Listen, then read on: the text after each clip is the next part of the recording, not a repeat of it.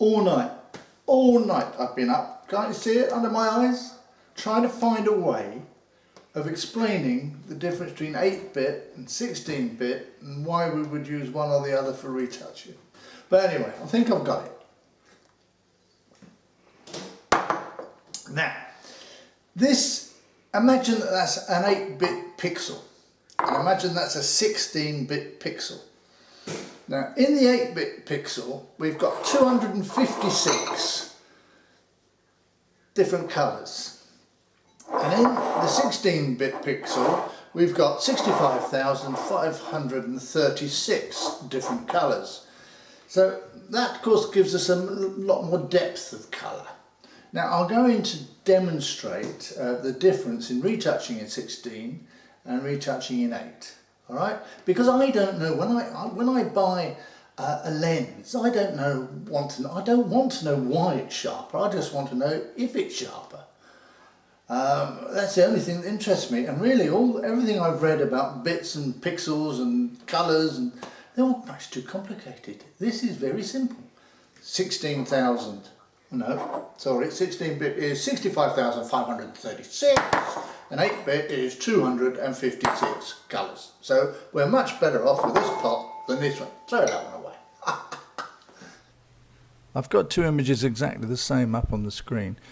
Now, they're both 8-bit at the moment, as you can see from the size, 51.3 megabyte and 51.3 megabyte. Now what I'm going to do is change this one on the right hand side. I'm going to change it, image mode, to 16-bit.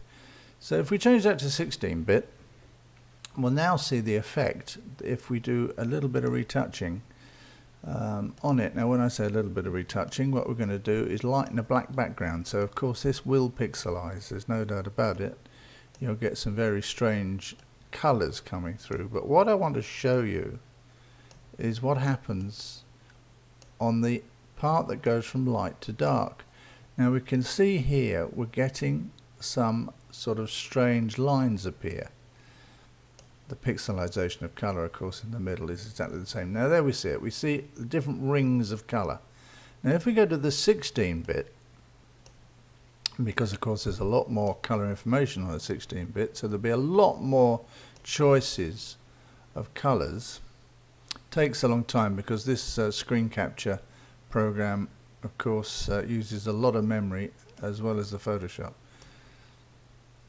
So bear with me a little, and as it gets bigger, or lighter rather, you can see how better the fall off is.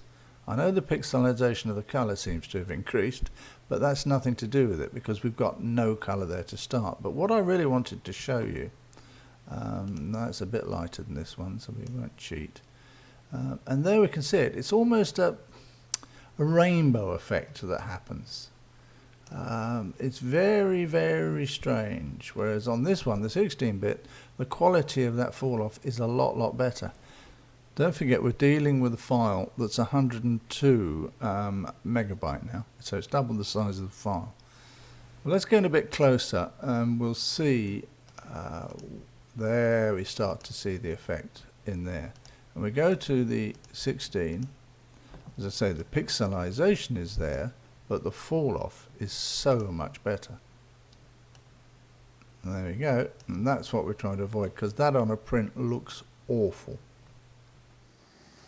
Now why not 32-bit, I hear you say? Well, 32-bit has got over 4 billion colours in its bowl, but Photoshop wouldn't let me do anything with it, so I presume you can't use 32-bit. So now we know that that happens. What happens if I go back and make it into an 8-bit again? So image mode, and we'll change it back to an 8-bit. You see what happens? Nothing. So that's perfect. So we retouch always in 16-bit, change it to 8-bit for printing, but always retouch in 16-bit. Well, I hope that that's got it over. I mean, I didn't understand a whole lot of stuff like this, but anyway, that's it now. 65,536 different colours. Bye.